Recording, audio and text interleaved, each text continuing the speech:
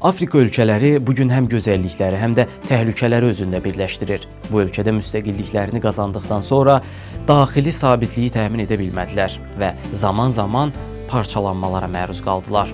Avropalıların bu torpaqlardakı müstəmləkə sistemlərini ləğv etməsindən sonra Afrika xalqları arasında torpaq mübahisələri başladı və bu münaqişələr bir çox hallarda vətəndaş müharibələrinə çevrildi. Məsələn, Sudan və Cənubi Sudan arasında illərlə davam edən və bir növ bitmək bilməyən çəkişmələr mövcuddur.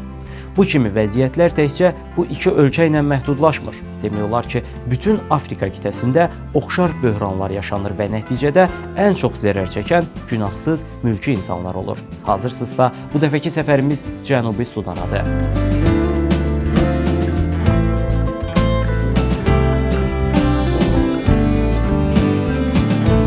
Təəssüf ki, savadsızlıq, yoxsulluq və korrupsiya birləşərək Afrikanı qeyri-sabit və riskli bir yerə çevirib. Bu problemlərlə üzləşən ölkələrdən biri də 2011-ci ildə Sudandan ayrılıb müstəqilliyini elan edən Cənubi Sudandır. Bu mənada Cənubi Sudan dünyanın ən gənc dövləti sayılır. Prezident üsul idarəsi ilə idarə olunur və təxminən 15 milyonluq bir əhalini əhatə edir. Xəritədə kiçik görünsə də ərazisi 644 min kvadrat kilometr təşkil edir. Cənubi Sudan Afrika qitəsinin şərqində, adından da göründüyü kimi Sudan Respublikasının cənubunda yerləşir. Paytaxtı isə ölkənin ən cənub nöqtəsinə yaxın, təxminən 500 min əhalisi olan Juba şəhəridir. Ölkənin şimalı Sudanla daim gərginlik içində olduğuna görə paytaxt mümkün qədər uzaq nöqtəyə yerləşdirilib. Əhali əsasən ingilis dilində danışır. İkinci dil kimi isə Juba ərəb dili istifadə olunur. Bir neçə əsr əvvəl bölgəyə gələn ingilislər bura həm öz dillərini, həm də xristianlığı gətirmişdilər. Bu səbəbdən bugün əhalinin yarıdan çoxu xristian dininə sadiqdir. Qalan hissəsi isə yerli inanclara bağlıdır. Cənubi Sudan bir mənada şanslı sayılır, çünki ingilislər bu torpaqlarda olarkən ölkənin zəngin neft ehtiyatlarından xəbərsiz idilər. Sonradan aparılan araşdırmalar nəticəsində məlum oldu ki, Cənubi Sudanda təqribən 4 milyard barel neft ehtiyatı mövcuddur. Bu da ölkəni dünyanın 26-cı ən böyük neft ölkəsi statusuna yüksəltdi. Və bu nöqtədə diqqət çəkən məqam ortaya çıxır. Cənubi Sudanın bu qədər zəngin neft ehtiyatlarına malik olması ilk növbədə Amerika Birləşmiş Ştatları olmaqla İsrail və digər qərb güclərinin marağına səbəb oldu. Beləliklə, qərb dövlətləri Cənubi Sudandakı xristianların Sudandan ayrılmasına dəstək verməyə başladılar. Strategiya isə çox sadə idi. Əgər xristianlar Sudanın əsas ərazisindən ayrılarsa, qərb ölkələri Cənubi Sudanın neftini daha asanlıqla nəzarətə götürə biləcəkdi. Əgər bu ölkəyə səfər etmək istəsəniz, istənilən ölkədən getməyinizdən asılı olmayaraq viza tələb olunur. Ölkədə əsas problem təhlükəsizlik və asayiş olduğuna görə hökumət turist səfərlərinə o qədər də icazə vermir, lakin səfərdə israrlı olsaz, UNICEF kimi beynəlxalq yardım təşkilatlarından viza zamanı tövsiyə məktubu almağınız tövsiyə olunur. Digər tərəfdən, ölkədə qızıl və almaz ehtiyatları da var, amma bu sərvətlərə baxmayaraq əhali olduqca kasıbdır. İnsanlar ayda sadəcə 2-10 dollar arası gəlir əldə edirlər. Uzun illər davam edən müstəqillik uğrunda mübarizə ölkənin təbii sərvətlərinin əsasən orduya və hərbi xərclərə yönəlməsinə səbəb olub. Əskərlərin orta aylıq maaşı cəmi 3 dollardır. Bu isə insanı heyrətə salacaq qədər aşağı rəqəmdir. Artıq Cənubi Sudanla bağlı ümumi məlumat verdik. İndi isə gəlin bu ölkənin xalqının gündəlik həyatına daha dərindən baxaq. İlk növbədə qeyd etməliyik ki, Cənubi Sudan xalqı qəbiləvi şəkildə yaşayır və mal-qarıya, xüsusən də inəklərə qarşı böyük sevgi və hörmət bəsləyirlər. Onlar üçün inəklər sadəcə bir heyvan deyil, bir simvol, bir dəyər, bəzən hətta sosial statusun göstəricisi sayılır. Hətta burada bir kişi evlənmək istədikdə mütləq şəkildə qız tərəfin ailəsinə inək hədiyyə edir. Bu onların mədəniyyətində ailənin razılığını almağın ənənəvi formasıdır. Hansısa inəyin buynuzları böyükdürsə və bədəni cavan görünürsə, o inəyin qiyməti də bir o qədər yüksək olur. İnək saxlayanlar isə ərazilərdəki milçəkləri qovmaq üçün ocaq qalayır. Bu da inəklərin daha rahat istirahət etməsinə şərait yaradır. Onlar inəklərin peynini əlləri ilə təmizləyir və daha da maraqlısı, səhərlər üzlərini su ilə deyil, inək sidiyi ilə yuyurlar. Bu onlar üçün bir növ təmizlik və duş sayılır. Güney Sudanlılar hesab edirlər ki, inək sidiyi onların dəri xəstəliklərindən qoruyur. Bu inanc və həyat tərzi xüsusilə Dinka qəbiləsinə aiddir. Dinkalılar ölkənin ən döyüşkən xalqıdır və Güney Sudan əhalisinin təxminən 80% bu xristian qəbilənin həyat tərzini mənimsəmiş vəziyyətdədir.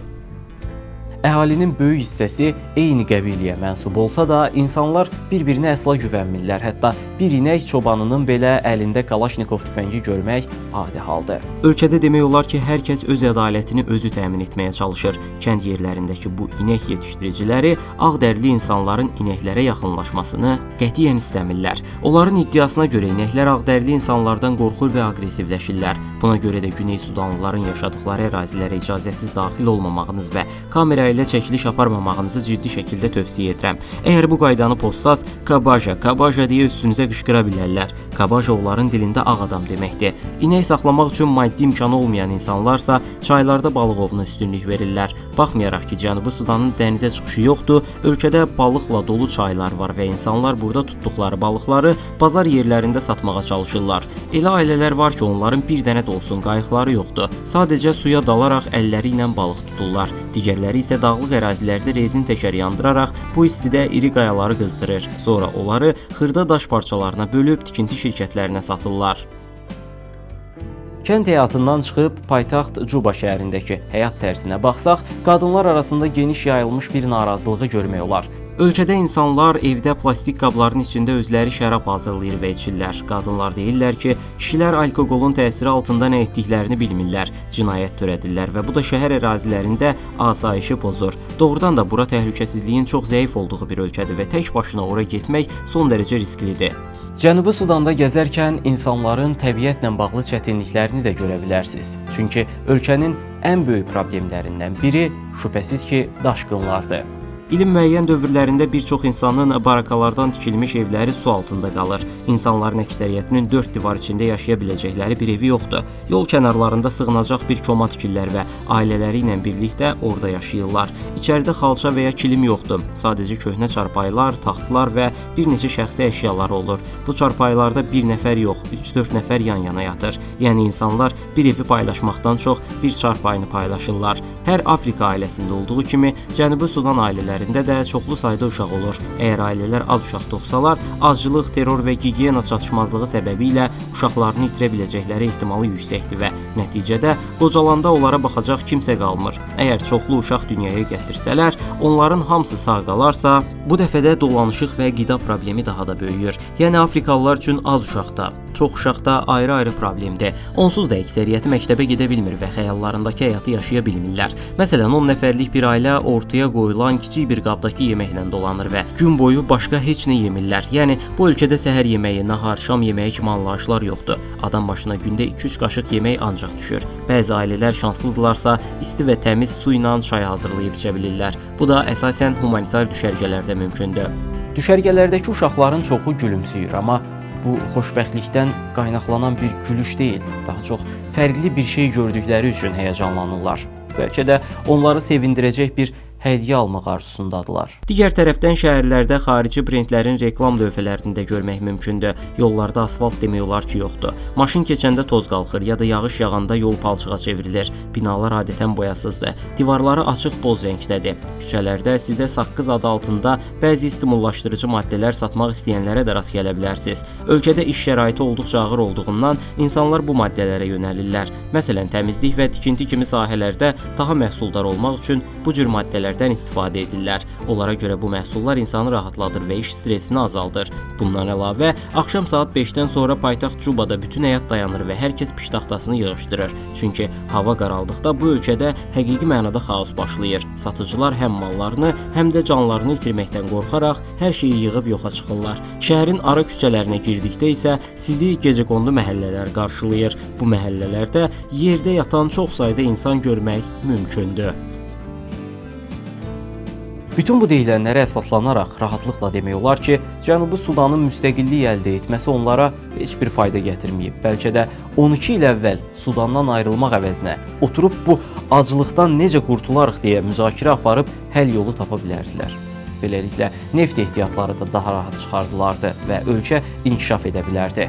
Belə, video haqqında fikirlərinizi və məndən hansı ölkələrdən danışmağımı istədiyinizi şərh bölməsində paylaşmağı unutmayın. Dünyanı birlikdə kəşf edəcəyik. Bu səbəbdən yeni videolarımı qaçırmamaq üçün kanalıma abunə olun. Növbəti videoda görüşənədək. Sağ olun.